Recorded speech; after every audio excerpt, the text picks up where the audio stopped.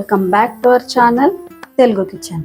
ఈరోజు మన కిచెన్లో మనం చేసుకోబోయే వంట ఏంటంటే కొత్తు పరోటా అనమాట. ఇది తమిళనాడులో ఫేమస్.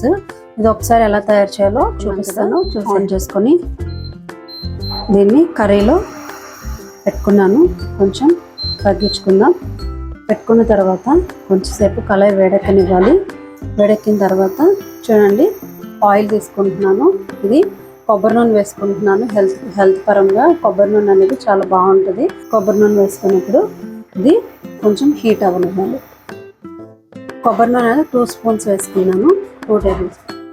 చూడండి ఆయిల్ వేడెక్కింది కదా. ఇప్పుడు మనం ఇందులో ఒక ఉల్లిపాయ తీసుకున్నాను. ఒకటి వేసేసుకుందాం.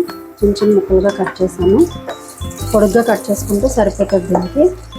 ఇది ఒకసారి ట్రై చేయండి. పరోటాలతో చాలా టేస్టీగా ఉంటుంది. నార్మల్గా పరోటా తినడం తెలుసు అందరికీ ఎలా చేసుకుంటారో. పరోటా కాకుండా ఇది కొత్త పరోటా అన్నమాట. ఒక్కసారి ట్రై చేయండి. ఇప్పుడు ఉల్లిపాయ వేసేసుకోండి. ఇప్పుడు ఉల్లిపాయలు వేగేటప్పుడు కొద్దిగా సాల్ట్ వేసుకోవాలి. నేను పింక్ సాల్ట్ వాడుతున్నాను. ఇది కూడా హెల్త్కి మంచిది కాబట్టి పింక్ సాల్ట్ వాడుకోవచ్చు. కొంచెం ఉల్లిపాయలు వేగడానికి కొద్దిగా ఎక్కువ వేసుకోండి. ఇది కొంచెం వేగనివ్వాలి. చూడండి ఉల్లిపాయలు కొంచెం కలర్ మారిన తర్వాత ఇందులో మనం ఒక 2 పచ్చిమిరపకాయలు తీసుకున్నాను. 2 ఎండుమిరపకాయలు కట్ చేశాను. తర్వాత కొంచెం కరివేపాకు, మొత్తం 3 వేసేసుకొని ఒకసారి వేపేసుకుందాం. ఇట్లా వేగుతున్నప్పుడు అల్లం వెల్లుల్లి పేస్ట్ కొంచెం ఒక 1/2 టేబుల్ స్పూను అల్లం వెల్లుల్లి పేస్ట్ కూడా వేసేసుకొని ఇది మనం పచ్చివాసన పోయే వరకు వేపేసుకుందాం.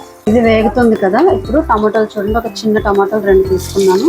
ఇవి క్యూబ్స్ లాగా కట్ చేసుకొని ఈ టమాటాలు వేసేసుకున్నాను.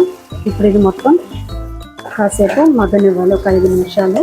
చూడండి మూత పెట్టి టమాటాలు కొంచెం మగ్గే వరకు అలా మగ్గనివ్వాలి, ఒక 5 నిమిషాలు. చూడండి ఇప్పుడు ఒక 5 నిమిషాలు మగ్గింది కదా. దీంట్లోకి ఒక 2 గుడ్లు తీసుకున్నాను నేను. 2 గుడ్లు ఇందులో వేసేసుకున్నాను. ఇది టెంపరేచర్ మాత్రం మీ ఏదైతే కళాయి పెట్టుకుంటారో దాన్ని బట్టి టెంపరేచర్ పెంచుకోవడం తగ్గించుకోవడం చేసుకోవాలి. ఎగ్ వేగాలి కాబట్టి గుడ్డు నేను పెంచుకుంటున్నాను. ఇట్లా మొత్తం కలిపేసిన తర్వాత కొంచెం సేపు ఎగ్ని ఉడకనివ్వాలి. చూడండి ఎగ్ ఇట్లా కొంచెం ఉడికే టైంలో కొద్దిగా 1/2 టేబుల్ స్పూన్ పసుపు, ఒక 1 స్పూన్ కారం, ఒక 1/2 టేబుల్ స్పూన్ ధనియాల పొడి, మనకి టేస్ట్కి తగినంత సాల్ట్, మనకి ఎంతైతే సాల్ట్ సరిపోతుందో మీ టేస్ట్కి తగినట్టు సాల్ట్ అనేది వేసుకొని ఒకసారి ఇదంతా కలిపేసుకుందాం.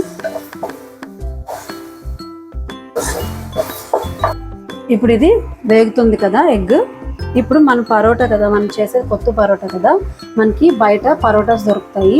ఇట్లాంటి పరోటా అనేది ఈ సైజులో తీసుకున్నాను నేను. 2 సైజు తీసుకున్నాను పరోటా. ఇవి మనం పరోటాని నార్మల్ చపాతీ లాగా కాల్చుకున్న తర్వాత దీన్ని ఇట్లా చిన్న చిన్న ముక్కలుగా చేసుకోవాలి. చూడండి ఇట్లా చిన్న చిన్న ముక్కలుగా చేసుకొని నేను కాల్చి 2 పరోటాలు తీసుకున్నాను. 2 పరోటాలు ఇట్లా చేసి పెట్టుకున్నాను. ఇప్పుడు ఇది బాగా వేగనివ్వాలి. ఇది వేగిపోయింది కదా. ఇప్పుడు దీంట్లో ఈ 2 పరోటాలు ముక్కలు చేసుకున్నాం కదా, అది మొత్తం వేసుకొని బాగా కలవనివ్వాలి దీన్ని. చూడండి ఇప్పుడు ఇది మనకి రెడీ అయిపోయింది. మనం ఇంకా ఇది బాగా కలిసిపోయింది. ఒక 2 నిమిషాలు మగ్గింది కదా. ఇంకా దీన్ని డిష్ అవుట్ చేసుకుందాం. చూడండి మన కొత్త పరోటా రెడీ అయిపోయింది. ఇప్పుడు దీన్ని డిష్ అవుట్ చేసుకుందాం. చాలా టేస్టీగా ఉంటుంది. ఒక్కసారి ట్రై చేసి చూడండి. పరోటా ఎప్పుడు రెగ్యులర్గా తినేలా కాకుండా ఒక్కసారి ఇలాగా ట్రై చేయండి. చాలా టేస్టీగా ఉంటుంది.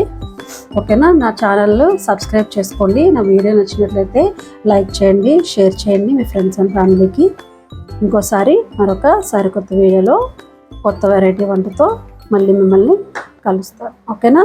Thanks for watching.